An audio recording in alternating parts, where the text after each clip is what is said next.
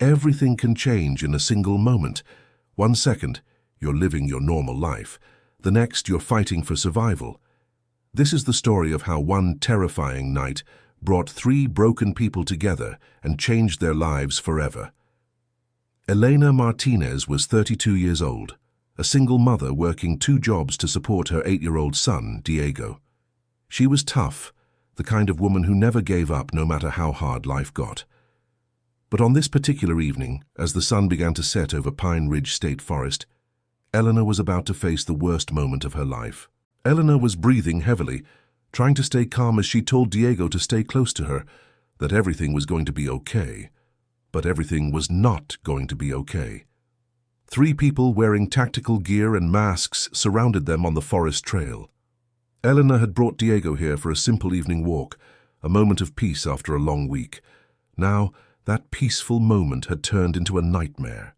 The masked figure spoke with a distorted, cold voice, telling Elena not to make this harder than it needed to be, to come with them quietly, and nobody would get hurt. Elena begged them to let her son go, pleading that whatever this was about, he had nothing to do with it. He was just a child. One of the attackers grabbed Elena's phone and smashed it against a rock. Another pulled out a rope. Diego tried to run, but someone grabbed his arm. The boy screamed for his mother as Elena desperately told them not to touch him, that she would go with them, just don't hurt her son. They threw a black hood over Elena's head. The world went dark. She could hear Diego crying, could hear her own heart pounding in her ears. They dragged her off the trail, deeper into the forest. Every step took her further from her son, further from safety. When they finally stopped and removed the hood, Elena found herself pressed against a massive oak tree. Her hands were tied behind her back, the rope cutting into her wrists. Diego stood a few feet away, tears streaming down his face, held firmly by one of the masked figures. The distorted voice told Elena not to worry, that if she was smart, someone would find her eventually. Maybe. Then something strange happened. They let go of Diego. Elena screamed for Diego to run, to get help, to run as fast as he could. Diego didn't hesitate. He took off running into the darkening woods. Elena expected them to chase him, but they didn't. They just stood there, watching him disappear into the trees. That's when Elena realized something that made her blood run cold. They wanted him to escape. They wanted him to run, but why? What kind of sick game was this?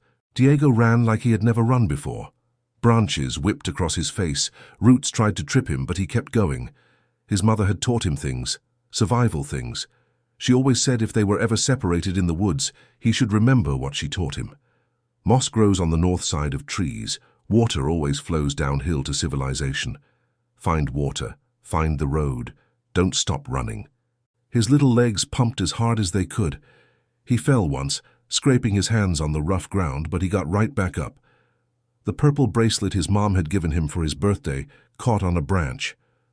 For a second, he thought about leaving it, but no, it was from his mom. He yanked it free and kept running. The forest was getting darker. Diego had always been afraid of the dark, but right now fear was pushing him forward, not holding him back. He could hear his own breathing, loud and ragged. His lungs burned. But then, through the sound of his own heartbeat, he heard something else: traffic, cars, a road. Diego begged out loud for someone to be there, anyone. He burst through the tree line and onto the shoulder of a highway. He didn't look before running into the road. He just ran. And that's when he heard it. The deafening blast of an 18-wheeler's horn. Time seemed to slow down. Headlights blinded him. This was it. He was going to die. James Pierce had been driving aimlessly for hours, like he did most nights. He was 45 years old, a man who had everything money could buy but nothing that mattered. His silver Mercedes moved through the darkness, as empty as he felt inside. 2 years ago, James had buried his 16-year-old son, Marcus. A drunk driver had taken him away in an instant. Since then, James had become a ghost. He was a retired tech billionaire who had made his fortune in software, but what good was money when the person you loved most was gone? James barely paid attention to the road anymore. He didn't care much about anything anymore, until a small figure ran directly into his path. James shouted and slammed on his brakes and swerved hard. Tires screamed. The car spun. When it finally stopped, James sat frozen, gripping the steering wheel, his heart trying to beat out of his chest. He'd missed the kid by inches, maybe less. For 2 years, James had felt nothing.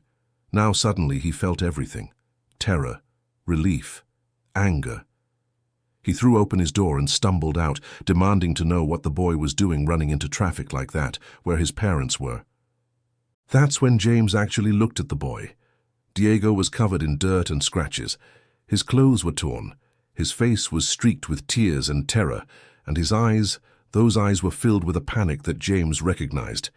It was the same panic he'd seen in the mirror every day for 2 years. Diego gasped and grabbed James's jacket, begging him for help. He told James that bad men had taken his mom, that she was tied to a tree somewhere in the forest, that he didn't know where, that it was getting dark and she was all alone. He begged James to please help. James told the boy to slow down and asked who took his mom and what happened.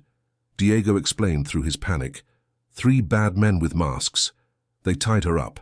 She told him to run. He didn't know where she was. And what if they hurt her? What if she dies out there? James looked into this terrified child's eyes, and something inside him shifted. For 2 years he'd been dead inside, empty, going through the motions of life without actually living. But this boy, this desperate, scared little boy who had almost died under his tires, needed help, needed someone. And for the first time since Marcus died, James felt something besides pain. He felt purpose. James told Diego he believed him, that they were going to find his mum, that he promised. Diego asked if he would really help, and James swore he would help find his mother. He told Diego to get in the car right now because every second counted. As Diego climbed into the passenger seat, still shaking, James noticed something that made his stomach tighten. About 100 yards down the road, a black SUV was parked on the shoulder, just sitting there, watching them. As soon as James looked at it, the SUV's engine roared to life and it sped away into the night. This wasn't random. Whatever had happened to Diego and his mother, it was planned, deliberate. And James had a sinking feeling that they were running out of time. As James drove, Diego told him everything he could remember. His mom's name was Elena Martinez. She was wearing a blue jacket. The men wore black tactical gear with masks. They had driven Diego and his mother deep into Pine Ridge State Forest before attacking them. James told Diego he needed him to be brave right now, that he was going to make some calls and get help. Real help. Diego said in a small voice that he was trying, that he was really trying. James pulled over and grabbed his phone. First, he called 911 and reported the kidnapping. Then he made a call he hadn't made in 6 months to his assistant Rachel. Rachel was shocked to hear from him.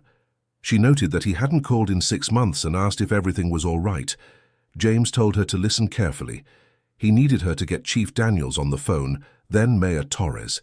Then he needed every available police officer in the county dispatched to Pine Ridge State Forest. There had been a kidnapping. A woman was tied up somewhere in those woods, and they were losing light.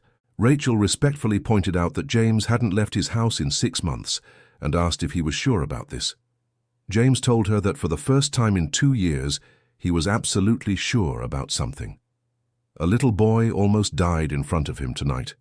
His mother was out there alone, scared, possibly dying of exposure. He had resources, he had connections, and he was going to use every single one of them. He told Rachel to make those calls, and she agreed immediately. James Pierce had been one of the most powerful men in the tech industry before his son died. He'd built a software empire worth billions, but more importantly, he'd built relationships. He knew police chiefs, mayors, senators. He'd donated millions to local communities, and now for the first time since Marcus's funeral, he was calling in those favors. Within 20 minutes, things began to happen. Chief Marcus Daniels mobilized every officer not on active emergency calls. Police helicopters lifted off from 3 different stations. K9 units loaded into vans. Search and rescue teams grabbed their gear. The police radio in James's car crackled to life. He'd made Rachel patch him through. The dispatcher announced to all units that they had a confirmed kidnapping at Pine Ridge State Forest. Female victim, 32 years old, last seen bound to a tree somewhere in the park's 5,000 acres. 87 officers were responding. This was not a drill. Diego's eyes went wide. He couldn't believe that 87 police officers, all of them, were looking for his mum. James confirmed it and told Diego they were going to find her. He promised. Diego asked why James was doing all this, why he was helping when he didn't even know Diego's mom or Diego himself. James was quiet for a moment, his hands tight on the steering wheel. When he finally spoke, his voice was thick with emotion. James explained that 2 years ago his son was killed by a drunk driver. He was 16 years old, and James wasn't there. He couldn't save him. He couldn't do anything. Since then, he'd been lost, just existing, not really living. But tonight, he could do something. He could help Diego, he could help his mom. And maybe, just maybe, that meant something. They arrived at the Pine Ridge State Forest entrance to find it transformed into a command center. Police cars everywhere, their lights painting the trees red and blue. Officers gathered in groups, checking equipment. Helicopters circled overhead, their searchlights cutting through the growing darkness. Chief Daniels walked up to James's car. He was a big man, late 50s, with kind eyes and a no-nonsense attitude. He told James he never thought he'd see him out in the field again, that he'd heard about Marcus and was sorry. James thanked him but said they could talk about that later. Right now they had a woman dying somewhere in those 5,000 acres. He asked what they needed. Chief Daniels explained they had 87 officers, but the forest was huge. They needed something more than just manpower. They needed intelligence, a starting point, anything. James looked at Diego in the passenger seat. The boy was exhausted, terrified, but he was holding himself together. He'd been brave. Now he needed to be brave just a little bit longer. James asked Diego if he could show them where he came out of the forest, where he started running. Diego said he thought so, that he could try. Chief Daniels told Diego he was going to ride with him and Officer Torres, that they would follow him, and he should just tell them when something looked familiar. Diego agreed. James said he was coming with them.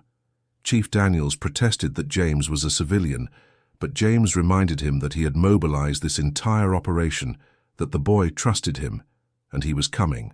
Chief Daniels looked at James for a long moment, then nodded. But James had to follow his orders. This was a police operation now. James agreed and said they should go find Elena Martinez. Diego rode in the lead police vehicle with Chief Daniels, Officer Torres, and James. Behind them, a convoy of police vehicles moved slowly through the forest access roads. Overhead, helicopters swept their powerful searchlights across the trees, turning night into day in patches.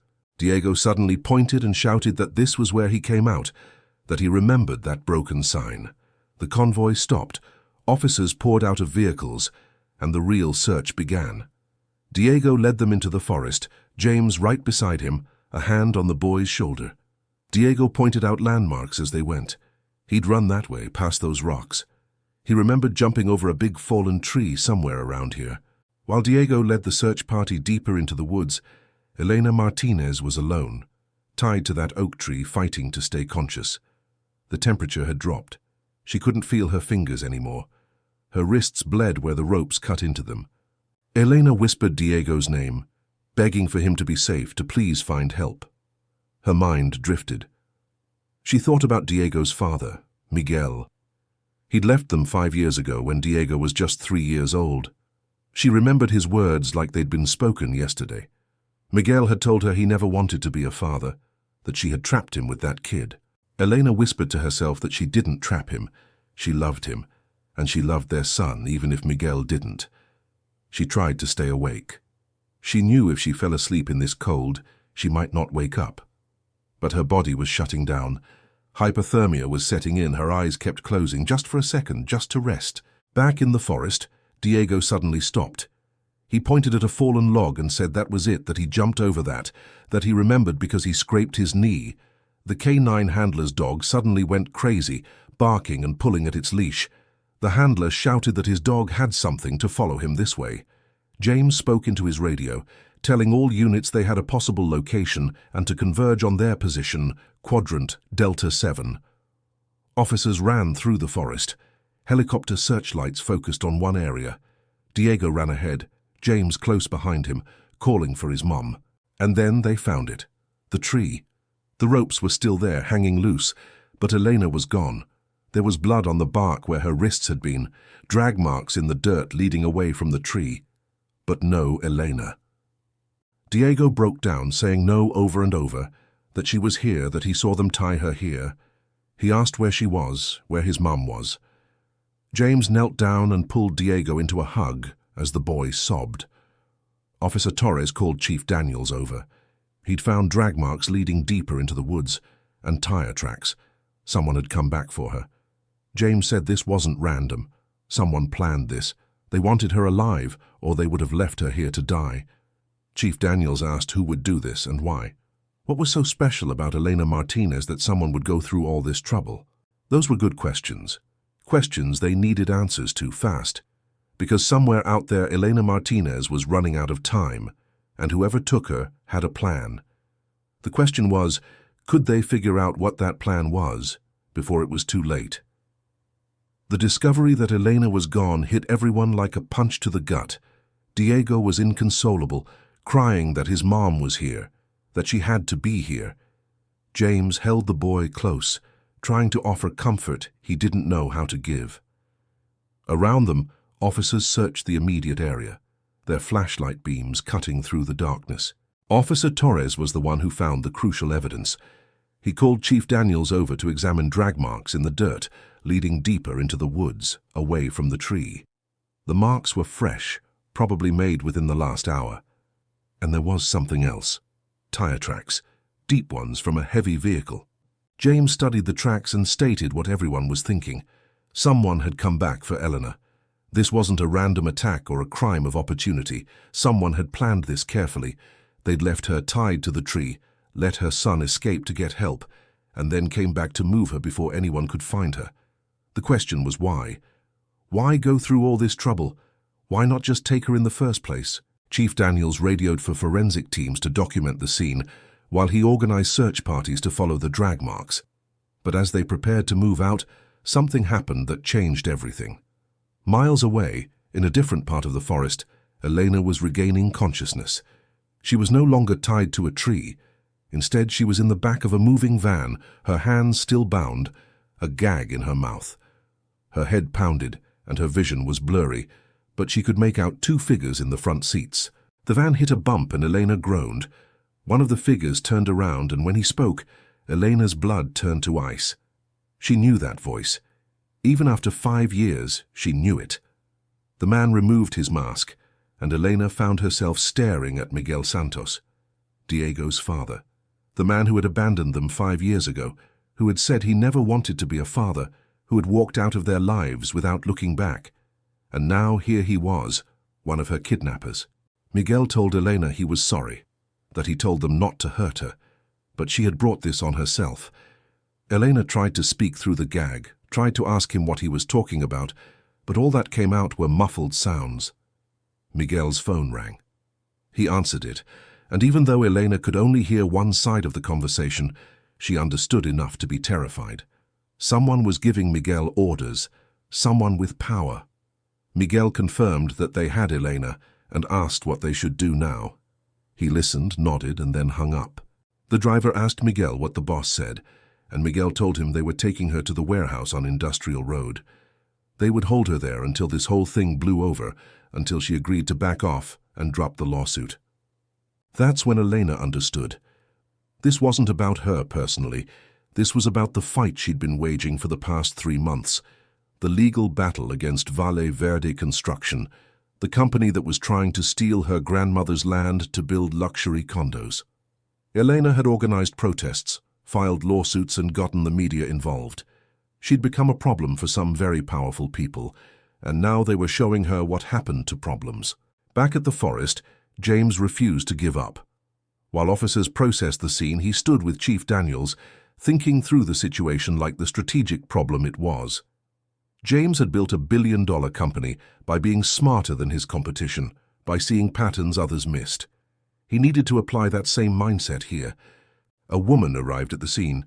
Her name was Detective Sarah Harper, and she was sharp, professional, and all business. She'd been called in because this case had just escalated from a simple kidnapping to something much bigger. She approached James and Chief Daniels with new information. Detective Harper explained that they'd found Elena's phone at the original attack site. It had been smashed, but their tech team managed to pull data from it. Elena's search history showed she'd been researching Valle Verde construction extensively for the past 3 weeks. Articles about their business practices, legal documents, property records. She'd been building a case against them. James asked who Valle Verde Construction was. Detective Harper explained they were a development company that specialized in buying up land for luxury residential projects. They had a reputation for aggressive business tactics. Currently, they were involved in a major dispute over a property in the neighborhood where Elena lived. The land belonged to Elena's grandmother, but Valle Verde claimed they had legitimate purchase rights. There had been protests, legal challenges, and things had gotten ugly. Diego, who had been sitting quietly in the police car, overheard this conversation. He spoke up, his voice small but clear.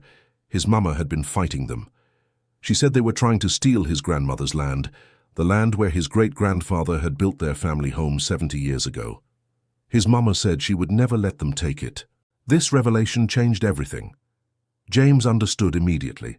This wasn't a random kidnapping. This was a targeted attack designed to intimidate Elena into backing down from her legal fight.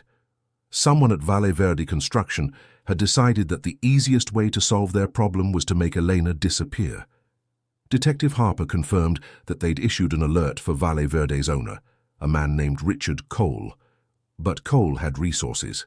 He had lawyers, politicians in his pocket, and enough money to make problems disappear. Getting to him legally would take time they didn't have. James said he had something better than time. He had 87 officers and a reason to fight. Chief Daniels appreciated the sentiment, but he had to be realistic. They had no idea where Elena was being held. Valle Verde owned properties all over the state. It could take days to search them all, and by then it might be too late. That's when James's assistant Rachel called with crucial information. She'd been digging into Valle Verde's business records, using contacts James had in the financial sector. She'd found Valle Verde's corporate headquarters, a large warehouse complex about 40 miles away. But there was a problem. It was across state lines outside Chief Daniels's jurisdiction. James asked how many officers they could legally bring across state lines. Detective Harper had to be honest. The answer was none. Going across state lines to raid a private company without a warrant, without local law enforcement cooperation, would be vigilante action. It would be illegal. Everything they found would be inadmissible in court, and they'd all face serious consequences. James looked at Diego, still sitting in that police car, exhausted and terrified and clinging to hope. Then he looked at Chief Daniels and Detective Harper. He told them he was going anyway, with or without them. This wasn't about following procedures anymore. This was about saving a woman's life. Diego heard this and immediately said he was coming too. James tried to argue, saying Diego should stay where it was safe, but the boy was adamant. Eleanor was his mum. He wasn't going to sit in a car while everyone else went to save her. Chief Daniels faced an impossible decision. Everything in his training, everything in the law, told him to wait for proper authorization, to do this by the book. But he'd been a cop for 30 years. He'd seen what happened when good people waited for the system to work. Sometimes the system moved too slowly.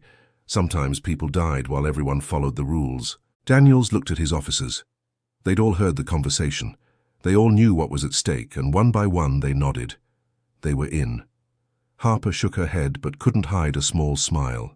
She was in too. If they were going to do this, they were going to do it together. Chief Daniels made it clear that if this went south, he was retiring early. James thanked him and then turned to Diego. He handed the boy a phone and made him promise that if anything happened, he would call Rachel and run. Diego agreed, but only if James promised not to let them hurt his mum. James gave his word. Within minutes, 87 officers were loading into unmarked vehicles. They couldn't go in with lights and sirens. This had to be quiet, fast, and hopefully over before anyone realized what was happening. James and Diego rode in the lead car with Chief Daniels and Detective Harper. As they drove through the night, Diego asked James why he was really doing all this. James could have given the same answer he'd given before about his son Marcus, about needing purpose. But sitting there with this scared little boy, he told a deeper truth. James explained that when Marcus died, he gave up on the world. He locked himself away in his big empty house and just waited to die. He had all the money anyone could ever need, but none of it mattered. He was the richest, most miserable man alive. But tonight, when Diego ran in front of his car, something woke up inside him. He realized he had a choice. He could keep being dead inside, or he could live. He could help. He could matter. And that's what Diego and Elena had given him, a chance to matter again. They arrived at the Valle Verde construction headquarters just after midnight. It was a massive warehouse complex surrounded by chain-link fencing, located in an industrial area where nobody would hear anything. The place was dark, but there were vehicles in the parking lot. Someone was there. Detective Harper studied the building through binoculars. She didn't like what she saw. The setup was too perfect. Empty industrial area, no witnesses, minimal lighting. She turned to the others and said what they were all thinking. It's a trap. Despite Detective Harper's warning, they had no choice but to move forward. Officers surrounded the building, taking positions at every exit. James, Harper, and Chief Daniels would enter through the front. Diego was supposed to stay in the car with 2 officers, but the boy was glued to the window, watching everything. The front entrance wasn't locked. That should have been their first warning. James, Harper, and Daniels entered with weapons drawn, moving through the dark warehouse like they'd done this 100 times before. But inside, they found nothing. The place was empty. No Elena, no guards, no evidence of any recent activity. But there were fresh tire tracks on the concrete floor leading to a rear loading dock. Someone had been here recently. Very recently. Chief Daniels radioed for officers to check the back of the building, but before they could respond, Diego's voice crackled over the radio. Diego had seen something. A utility van with Valle Verde construction logos was leaving through a back gate that nobody had been watching. Diego grabbed the radio and told them the van was getting away. What happened next was pure chaos. Officers scrambled to their vehicles. Chief Daniels barked orders. James ran back to his car with Diego, and suddenly they were in a high-speed chase through industrial streets. The van driver realized he was being followed and started driving erratically, running red lights, swerving between lanes. Police vehicles surrounded it from all sides. The helicopters that had been searching the forest were now tracking the van from above, lighting up the night sky. Inside the van, Eleanor was conscious and terrified.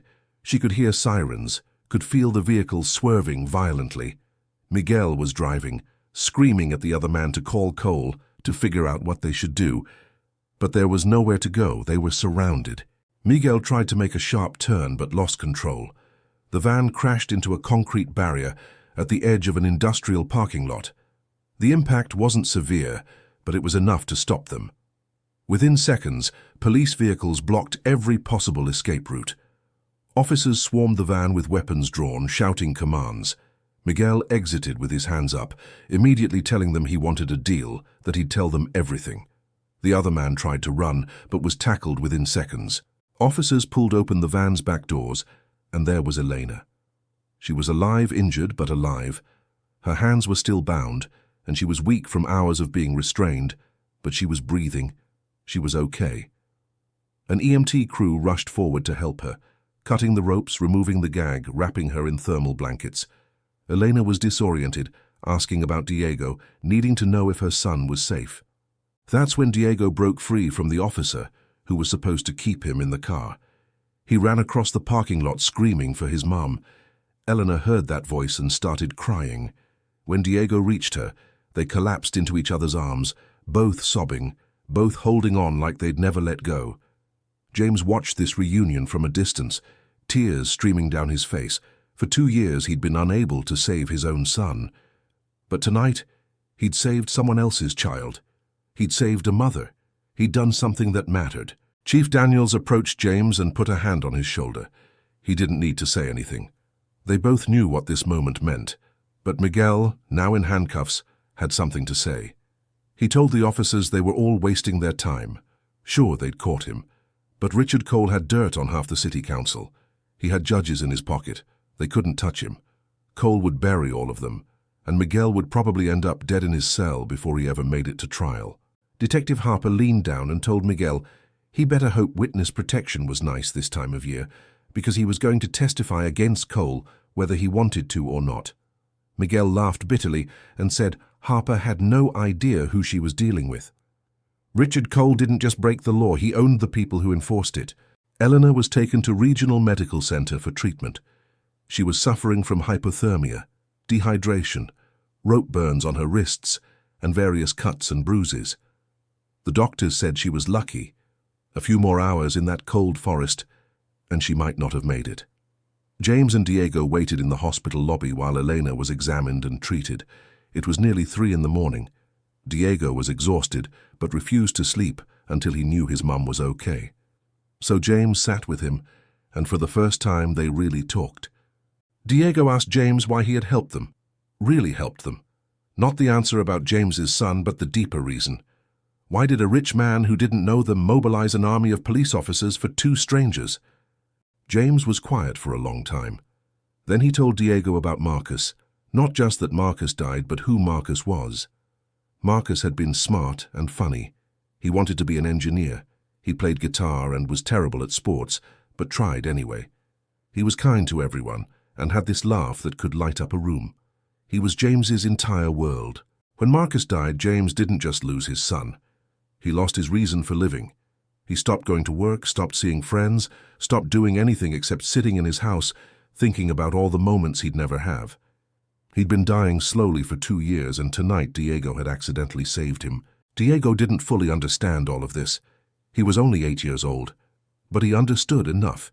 He understood that James was sad, that he missed his son, and that somehow helping Diego and his mom had made James feel better. Diego told James that his mama always said when you help someone else, you help yourself too. Maybe that's what happened tonight. They sat in silence after that, sharing a grief and a hope that didn't need words. Around them, the hospital continued its late-night routine. Doctors and nurses moved through hallways. Machines beeped. Life continued. Finally, Dr. Okafor emerged from the treatment area. She was a tall woman with kind eyes and a calm presence. She told them that Elena was awake and stable. She would need rest and would be sore for a while, but she was going to be fine, and she wanted to see both of them. James and Diego followed Dr. Okafor down a hallway to Elena's room. Elena was lying in a hospital bed, IV lines in her arm, bandages on her wrists, but she was smiling. When she saw Diego, tears streamed down her face. Diego ran to her bedside, and Elena pulled him into as tight a hug as she could manage. She kept saying his name over and over, telling him how brave he was, how proud she was, how much she loved him. Diego cried and told her he thought he'd lost her, that he was so scared. Then Elena looked up and saw James standing in the doorway, looking uncomfortable and out of place.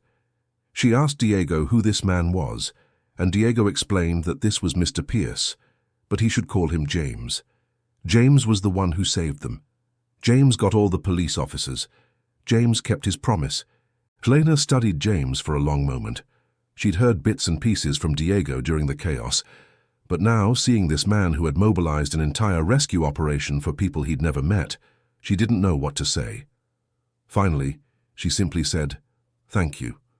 Those 2 words felt inadequate for what he'd done, but they were all she had. James shook his head and said she didn't need to thank him. He'd only done what anyone should do. Elena disagreed. She told him that most people wouldn't have stopped. Most people would have called 911 and driven away. Most people wouldn't have used their resources and connections and power to save 2 strangers. He'd done something extraordinary, and she would never forget it. James admitted that he'd lost his son 2 years ago and had been lost himself ever since. But tonight, helping Eleanor and Diego had given him something he thought he'd never have again. Purpose. A reason to wake up in the morning. He told her that in a strange way they'd saved him just as much as he'd saved them. Elena reached out her hand and James took it. They stayed like that for a moment. 2 broken people who'd found each other in the worst possible circumstances and somehow made each other whole. Eleanor was released from the hospital the next afternoon, with instructions to rest and follow up with her doctor in a week. James arranged for a car service to take her and Diego home, but he also asked if he could visit them the following day. He had something he wanted to discuss. Eleanor agreed, curious about what this mysterious man who'd saved her life could possibly want. The next day, James arrived at Elena's apartment. The contrast was stark. James lived in a mansion with more rooms than he could use. Elena lived in a small, run-down apartment in a neighborhood that had seen better days. But while James's house was cold and empty, Elena's apartment was filled with warmth. There were photos on every wall, Diego's artwork on the refrigerator, bright colors and laughter and love. James sat on Elena's worn couch and told her he'd been thinking about everything that had happened. Elena said she'd been thinking too, mainly about how to thank him properly. But James stopped her. That's not why he was here. He was here with a proposal. James explained that he'd spent the last day learning everything he could about Elena's fight against Valle Verde Construction. He knew about her grandmother's land, about the decades-old family home, about Richard Cole's attempts to force them off the property through legal intimidation, and now, apparently, kidnapping. He knew Elena had been fighting this battle alone, with limited resources, against one of the most powerful development companies in the state. James told her he wanted to help, really help, not just with the legal case but with everything. He had resources, money, lawyers, connections. He could provide safe housing while the legal battle played out, so Elena and Diego wouldn't have to worry about another attack. He could fund the lawsuit, hire the best attorneys, and make sure Richard Cole faced real consequences for what he'd done. Eleanor was quiet, processing this offer. Finally, she told James she didn't accept charity. She'd been taking care of herself and Diego for 5 years without anyone's help, and she wasn't about to become someone's charity case now. James smiled and said it wasn't charity, it was partnership. Elena would keep fighting the fight she'd been fighting. She knew the community, knew the issues, knew what was at stake. James would provide the infrastructure, the resources, the muscle to make sure her voice was actually heard. Together they could win this. Apart, Elena would eventually be crushed by Cole's money and power. Helena wanted to refuse. Pride told her to refuse. But then she thought about Diego, about the terror in his eyes when those men grabbed them, about how close she'd come to dying tied to that tree. She thought about her grandmother's land, about her great-grandfather who'd built that house with his own hands, about the families in her neighborhood who were counting on her to win this fight. Diego, who'd been listening from his bedroom, came out and told his mama to say yes. He said he liked James and he didn't want those bad men to come back. He wanted to feel safe again. Elena looked at her son, then at James, then back at her son. Finally, she agreed, but she had conditions. She would accept help with the legal case and with temporary security, but she would pay James back somehow. She would not be a kept woman. She would maintain her independence. And the moment Richard Cole was behind bars and the land dispute was settled, they would go back to their normal lives. James agreed to all of her conditions, though privately he suspected that after everything they'd been through, normal wasn't something any of them would ever return to. Their lives had changed forever the moment Diego ran in front of his car. There was no going back to who they were before. While James and Elena were making plans for their partnership, Detective Harper was conducting one of the most important interviews of her career. Miguel Santos sat across from her in an interrogation room, handcuffed and looking like a man who'd made every wrong choice possible. Harper laid out the facts for Miguel. He'd conspired to kidnap the mother of his own child. He'd left her tied to a tree in a forest at night where she could have died from exposure. He'd terrorized an 8-year-old boy. And he'd done all of this while working for Richard Cole, a man who was now going to throw Miguel under the bus to save himself. Miguel broke down and told Harper everything. Richard Cole had approached him 6 months ago. Cole knew Miguel had gambling debts, serious ones, the kind that got people hurt. Cole offered Miguel a deal, help persuade Elena to drop her lawsuit, and Cole would pay off all of Miguel's debts. Not only that, Cole would help Miguel get custody of Diego. Cole had lawyers who could make it happen, who could paint Elena as an unfit mother. Harper asked Miguel if he actually thought kidnapping Elena would help his custody case. Miguel admitted he wasn't supposed to kidnap her. The original plan was just to scare her. Miguel hired 2 men he knew from his gambling circles, guys who did enforcement work for loan sharks. They were supposed to rough Elena up a little, deliver a message from Cole about what would happen if she didn't back off. But the guys Miguel hired went too far. They grabbed Elena and Diego off the trail, and suddenly the situation was out of control. Miguel panicked. He couldn't call it off without admitting to Cole that he'd messed up, so he went along with it, telling himself that he'd find a way to fix it, to be the hero who rescued Elena and proved he could be a good father. Harper asked Miguel if he understood that Elena could have died out there. Miguel's voice cracked as he said, of course he understood. He'd been checking his watch every 5 minutes, terrified that they were taking too long, that she really would die before Diego could bring help. He never wanted her dead. He just wanted his son. He wanted a second chance to be a father. Harper told Miguel that his second chance at fatherhood was over. He was looking at kidnapping charges, conspiracy, child endangerment, and a dozen other crimes. He was going to prison for a very long time. His only hope of seeing anything less than 20 years was to testify against Richard Cole, to give them everything he knew about Cole's illegal activities. Miguel asked what would happen if he testified. Harper was honest. Cole had powerful friends. Even with Miguel's testimony, there was no guarantee they could convict Cole of anything. And if Cole suspected Miguel was cooperating, Miguel would be a dead man. Witness protection might keep him safe, but it would also mean leaving his old life behind forever. New name, new city, never seeing Diego again. Miguel sat in silence, processing this impossible choice. Prison or exile, 20 years behind bars or a lifetime of hiding. Either way, he'd lost his son. Finally, he told Harper he'd testify. He'd give them everything he had on Cole. It wouldn't bring back the years he'd missed with Diego, wouldn't undo the terror he'd put his own child through, but maybe it would stop Cole from hurting anyone else. Harper made the arrangements for Miguel's cooperation. But even as she did, she received troubling news. Richard Cole's lawyers had filed an injunction blocking any investigation into Valle Verde Construction's business practices. They claimed the police had exceeded their authority by crossing state lines, that the entire rescue operation had been illegal, and that anything Miguel said under duress would be inadmissible in court. More than that, Cole's PR team had gone on the offensive. They'd issued a statement claiming that Elena Martinez had orchestrated her own kidnapping as a publicity stunt to gain sympathy for her failing lawsuit. They were painting Elena as a desperate woman who would endanger her own child for attention and money. Harper slammed her hand on the table in frustration. Cole was good at this. He knew how to manipulate the legal system, how to control the narrative. Even with everything they had, he might still walk away untouched. 2 days after the rescue, a meeting took place at James's mansion. It was the first time Elena and Diego had seen where James lived, and the contrast to their small apartment was almost comical. James's house was enormous, modern, and completely impersonal. It looked like a museum, not a home. James had assembled a team. Detective Harper was there, off-duty, but fully committed to the case.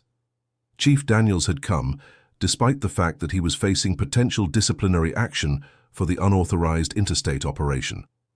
Rachel, James's assistant, was present with her laptop and files, and James had brought in his personal legal team, led by a sharp attorney named Janet Morrison. Janet laid out their situation honestly. Richard Cole had covered his tracks well.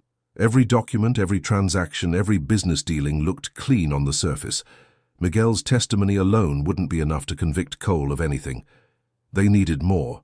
They needed the smoking gun that proved Cole was behind Elena's kidnapping and showed a pattern of illegal behavior. Elena spoke up and said they should go public with everything. Her community had stories. Dozens of families Cole had displaced. Evidence of harassment, intimidation, bribes to city officials. If they went to the media with all of this, they could force an investigation Cole couldn't control. James agreed that public pressure was part of the solution, but they needed hard evidence first. Otherwise, Cole's lawyers would just dismiss it all as hearsay and conspiracy theories. They needed documents, financial records, something that couldn't be explained away. That's when Rachel revealed what she'd been working on for the past 2 days. Using James's connections in the financial sector, she'd gained access to Valle Verde Construction's financial records. The surface records were clean, but Rachel had dug deeper, following money through shell companies and offshore accounts. Rachel showed them the pattern she'd found. There were payments to Miguel, yes, but also payments to city inspectors who'd approved projects that shouldn't have been approved. Payments to zoning officials who'd changed regulations to favor Valle Verde's developments. Payments to lawyers who'd filed nuisance lawsuits against community organizers like Elena. The amounts were small enough to avoid major scrutiny, but the pattern was clear. Richard Cole had been bribing officials throughout the city for years. Elena realized they had their smoking gun. This was evidence of systematic bribery and fraud. This wasn't just about her case anymore. This was about corruption that affected the entire city. James told Rachel to send this information to every media outlet in the state. By morning, the story would be everywhere. Rachel smiled and said she'd already done it. The emails went out an hour ago. The first stories would start breaking on the evening news. But there was a problem. Cole's team had been busy too. While Rachel was sending out evidence, Cole had issued his own statement.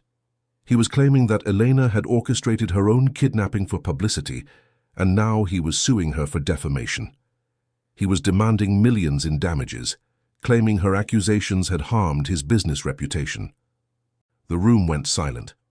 Eleanor felt the blood drain from her face. She'd been fighting to keep her grandmother's house, and now she might lose everything anyway because Cole was countersuing her.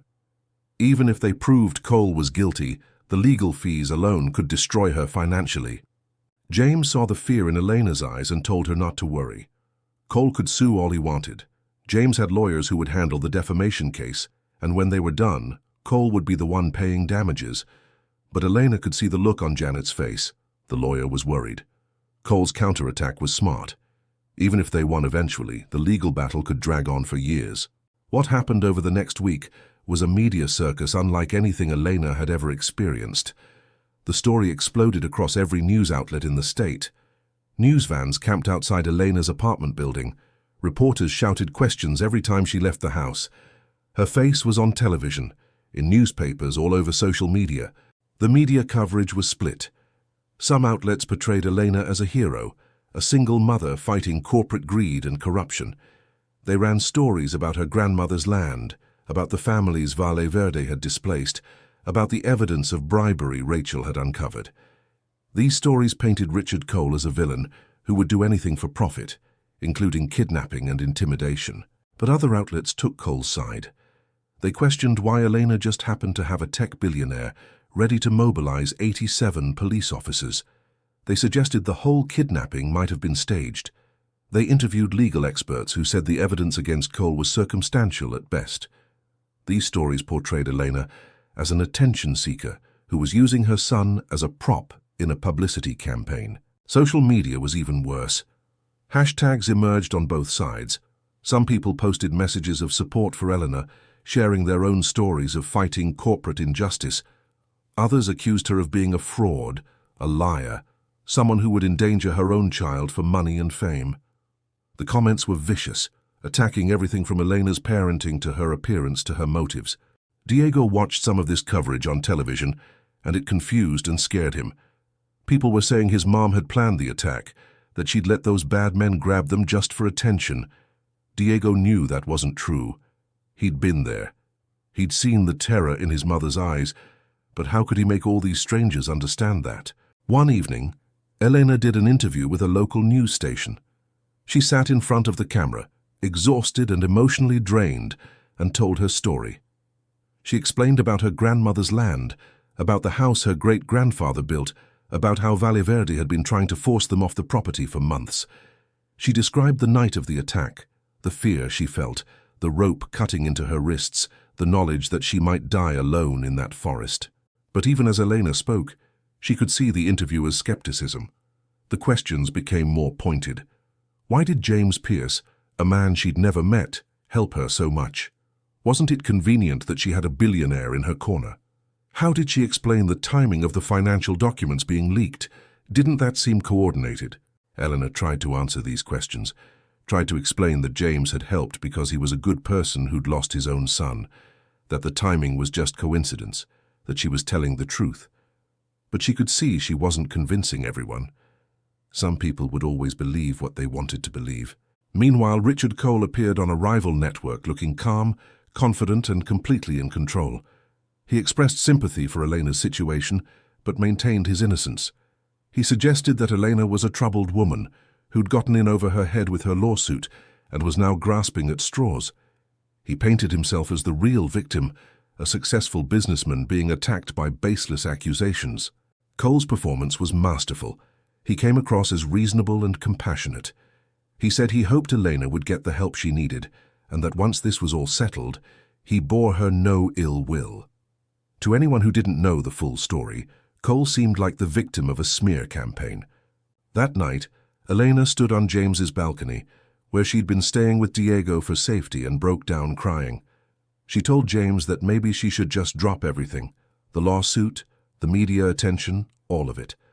This whole situation was destroying Diego's peace of mind, and she couldn't bear to put him through any more trauma. James stood beside her and told her to look at him. He reminded her that she didn't start this fight, but she could finish it. Cole was counting on her to give up, to be overwhelmed by the pressure and the attacks. That's what bullies did. They made their victims feel small and powerless. But Elena wasn't powerless. She had the truth, she had evidence, and she had people who believed in her. Elena asked James why he cared so much about this. It wasn't his fight.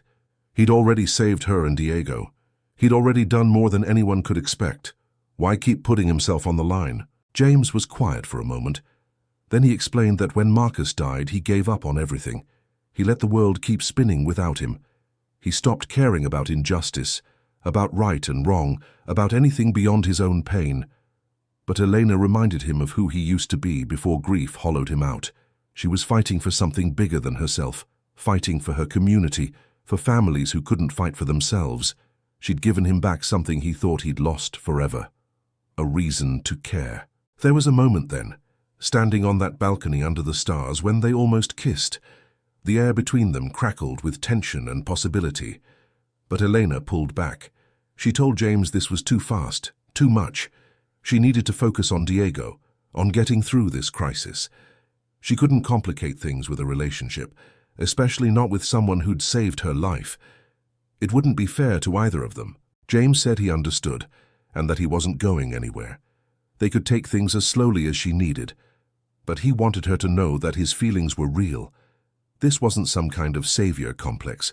He genuinely cared about her and Diego, and when this was all over, he hoped they could explore what might be possible between them. Before Elena could respond, Rachel burst onto the balcony with her laptop. She told them to turn on the news immediately. Something big was happening. They rushed inside to find Diego already watching the television, his eyes wide. The breaking news banner scrolled across the bottom of the screen, and the news anchor's voice was urgent and excited. The FBI had raided Valle Verde construction headquarters. Federal agents had executed search warrants at the company's main office and at 3 of Richard Cole's properties. The charges being investigated included wire fraud, bribery of public officials, racketeering, and conspiracy to commit kidnapping. The television showed footage of FBI agents leading Richard Cole out of his office building in handcuffs. Cole was no longer calm and confident. He was red-faced and shouting at his lawyers, demanding they fix this immediately. But there was nothing his lawyers could do. The FBI didn't raid people without solid evidence, and clearly they had what they needed. The news anchor explained that sources indicated an anonymous whistleblower within Cole's organization had provided extensive documentation of the company's illegal activities, financial records, emails, recorded phone conversations, everything the FBI needed to build an airtight case. James, Eleanor, and Diego watched in stunned silence. This was it. This was the breakthrough they needed. But who was the whistleblower? Who inside Cole's organization had decided to risk everything to bring him down? The answer came minutes later when Detective Harper called. She told them the whistleblower was Miguel. From his jail cell, Miguel had reached out to federal prosecutors and offered to cooperate fully. He'd given them everything he knew about Cole's operation, including information about other crimes that had nothing to do with Elena's case. Miguel had recorded phone conversations with Cole, had saved emails, had kept meticulous records because part of him had always known he might need insurance someday.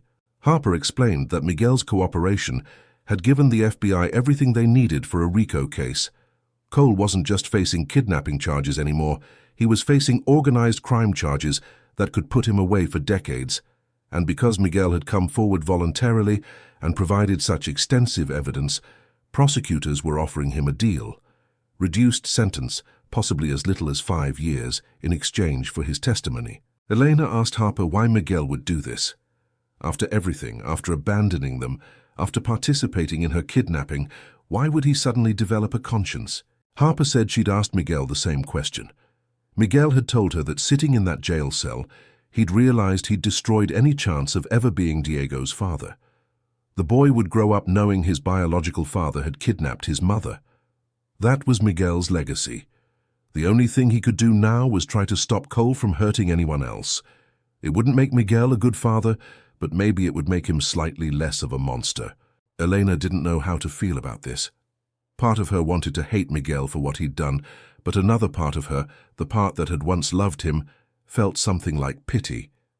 Miguel had made terrible choices, but he was trying, in his own broken way, to do the right thing now. James's phone rang.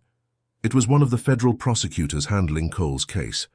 The prosecutor wanted to meet with Elena to get her statement and to discuss her role in the upcoming trial. But more importantly, the prosecutor wanted to thank her. If Elena hadn't fought so hard, hadn't organized her community, hadn't been willing to risk everything to stop Cole, they might never have looked closely enough at Valle Verde construction to uncover the full extent of the corruption. Elena hung up the phone and just stood there, processing everything. It was over. The fight that had consumed her life for months, the battle that had nearly killed her, was finally over. Richard Cole was going to prison. Her grandmother's land was safe. The families in her neighborhood could keep their homes. Diego ran to his mother and hugged her tight. He asked if this meant they'd won, if the bad men couldn't hurt them anymore. Elena pulled her son close, tears streaming down her face, and told him yes. They'd won, they were safe, everything was going to be okay. James watched this moment from across the room, and for the first time in 2 years, he felt something he thought he'd never feel again. Hope. Not just for Elena and Diego, but for himself. For a future that might include all 3 of them. The television continued showing footage of Cole's arrest, reporters analyzing what this meant, legal experts discussing the charges. But none of that mattered anymore. What mattered was that a good person had fought against impossible odds and won. What mattered was that sometimes the system actually worked. What mattered was that standing together, they'd been stronger than corruption and greed. 3 months passed, and life found a new rhythm. Elena and Diego had moved out of their cramped apartment and into a modest but safe house in a better neighborhood. Elena had insisted on paying rent to James, even though James had told her repeatedly that wasn't necessary. But Elena was adamant about maintaining her independence and her pride. Eleanor had gone back to college to finish her social work degree, something she'd started before Diego was born, but had never completed. James had offered to pay for her education, but again, Eleanor had refused. She'd gotten financial aid and was working part-time at a community center while taking classes. It was exhausting, juggling school and work and parenting, but Elena was happy. She was building a future, not just surviving day to day. Diego was thriving in his new school. He'd been nervous at first, worried that kids would know about the kidnapping, about the news stories. But children forgot things quickly, and soon Diego was just another kid playing at recess and struggling with math homework. He'd made friends, joined the soccer team, and seemed lighter somehow, like a weight had been lifted from his small shoulders. James visited regularly. At first it was just to check on them, to make sure they had everything they needed. But gradually the visits became more frequent and more personal. He'd come over for dinner, help Diego with his homework, watch movies with them on Friday nights. It felt natural, comfortable, like they'd known each other for years instead of months. But there was still tension between James and Eleanor. Unspoken feelings that neither of them quite knew how to address. They'd been through something intense together, something that bonded them in ways words couldn't fully capture. But was that bond just trauma and gratitude? Or was it something deeper, something that could grow into love? One evening, Diego brought up what everyone was thinking, but nobody was saying. He was sitting at the kitchen table doing homework while Elena cooked dinner, and James helped by chopping vegetables. Diego looked up from his math problems and asked his mother why she and James didn't just date already. He said it was obvious they liked each other, that James came over all the time, that they looked at each other in that way grown-ups do when they have feelings. Eleanor nearly dropped the pot she was holding. She stammered that it was complicated, that James had been so good to them, and she didn't want to ruin their friendship by making things weird. Diego pointed out that his mama always told him to be brave, to not let fear stop him from doing important things. Maybe she should listen to her own advice. James, trying not to smile, said, "Diego made a good point." Elena shot him a look that was part irritation, part amusement. She told Diego to focus on his homework and stop meddling in adult business, but Diego just grinned. He knew he was right. Later that evening, after Diego had gone to bed, the doorbell rang. Elena opened it to find James standing on her porch holding a bouquet of flowers and looking more nervous than she'd ever seen him. This man, who had commanded 87 police officers, who had built a billion-dollar company, who had faced down corporate corruption without flinching, looked like a teenager about to ask someone to prom. James asked if they could talk, really talk, just the two of them. Elena invited him to sit on the porch, and they settled into the two chairs she'd put out there for evenings when Diego played in the small yard. James told Elena he'd been thinking about the night they met, about how one moment had changed everything.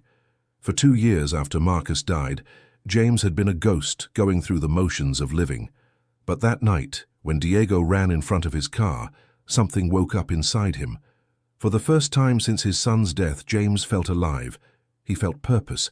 He felt like maybe, just maybe, there was a reason to keep going.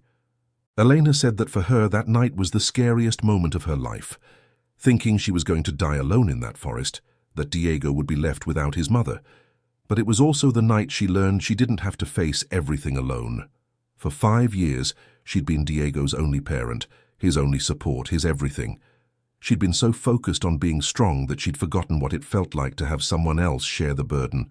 James took a deep breath and told Elena that he knew their relationship had started in crisis, in trauma, in the worst possible circumstances. But what they'd built since then, the friendship, the trust, the way they'd become part of each other's lives, that was real.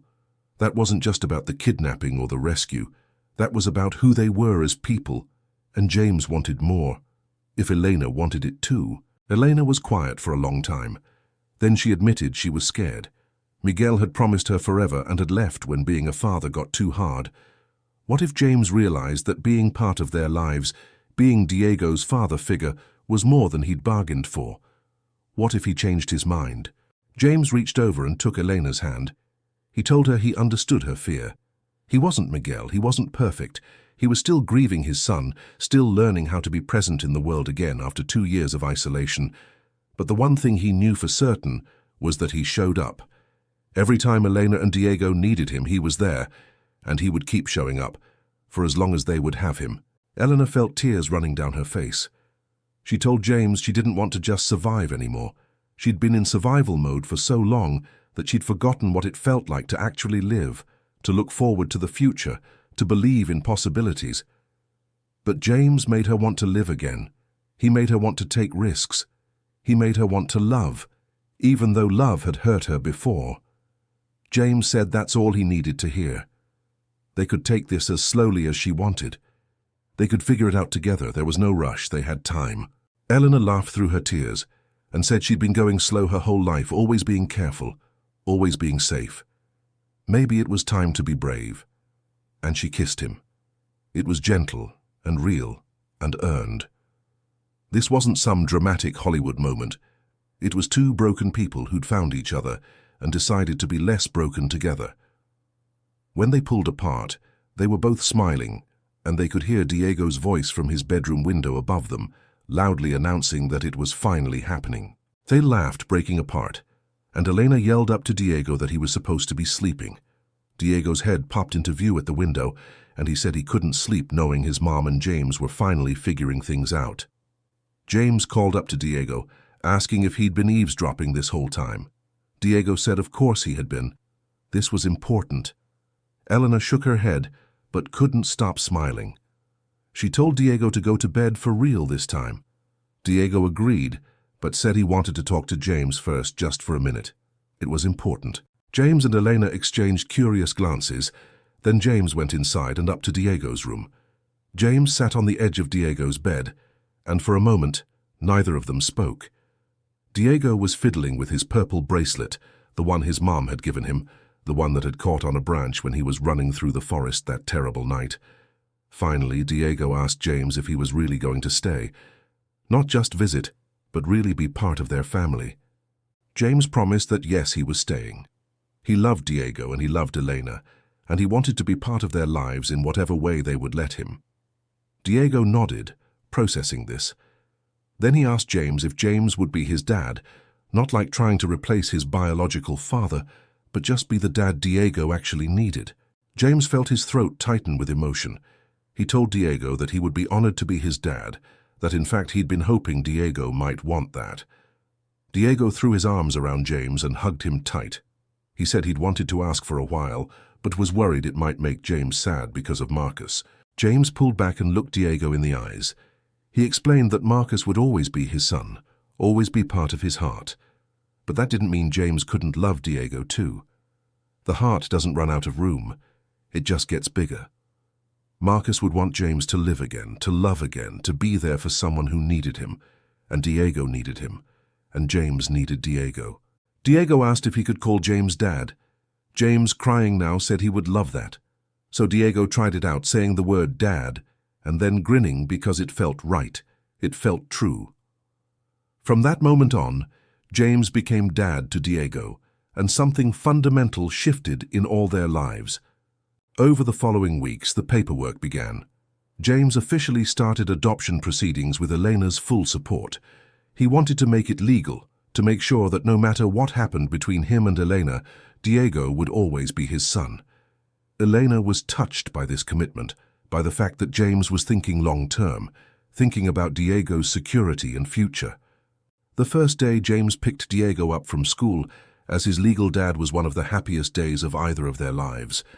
Diego ran out of the building and jumped into James's arms, shouting that his dad was here.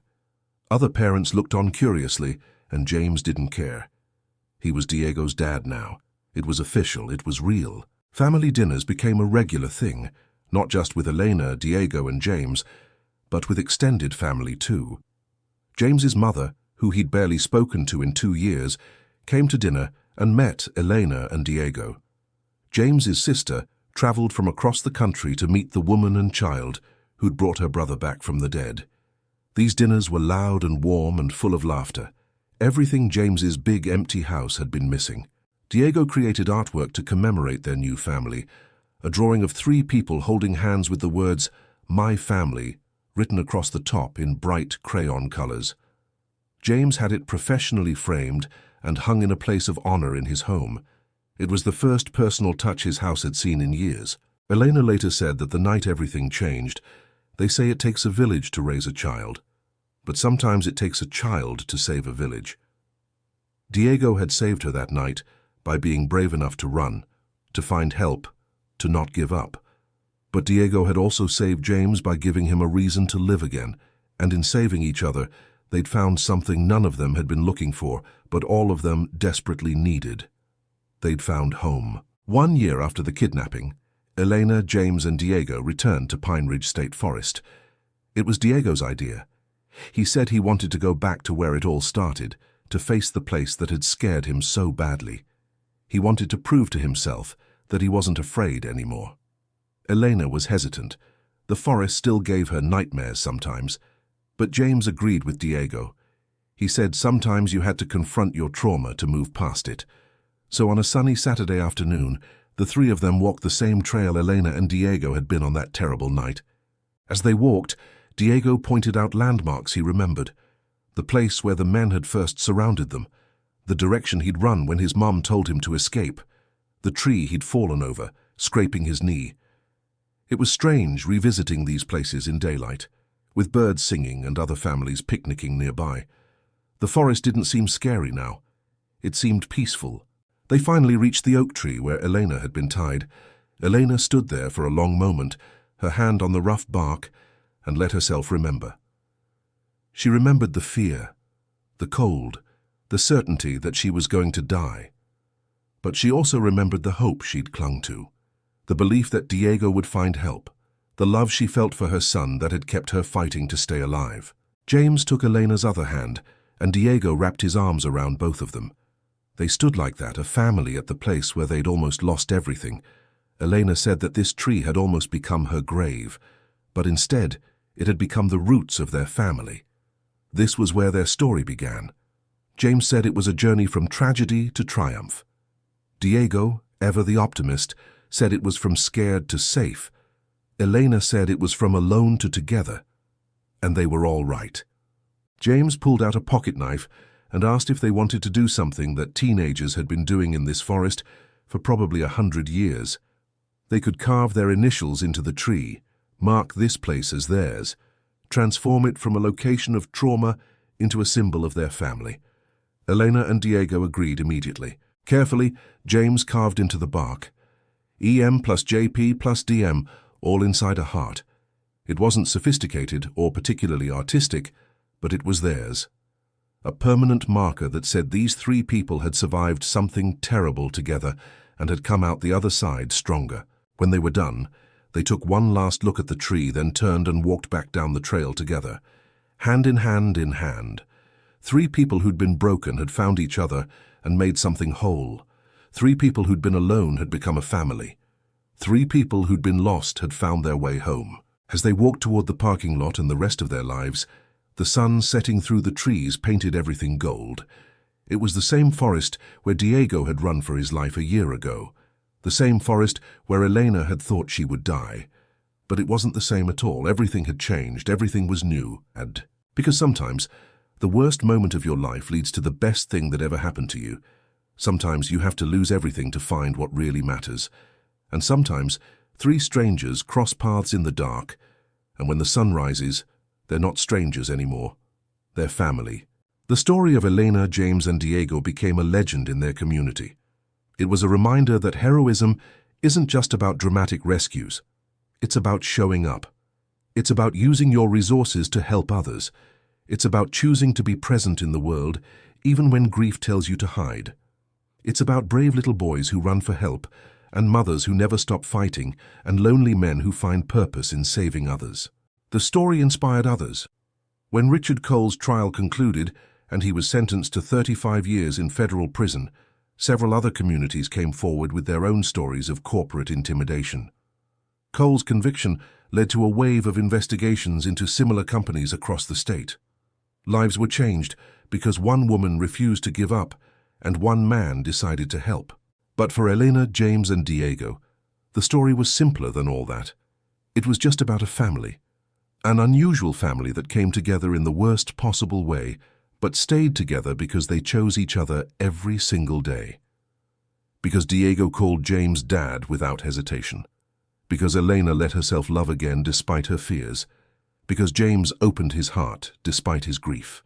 This story is dedicated to the 87 officers who responded that night, who risked their careers to save a stranger.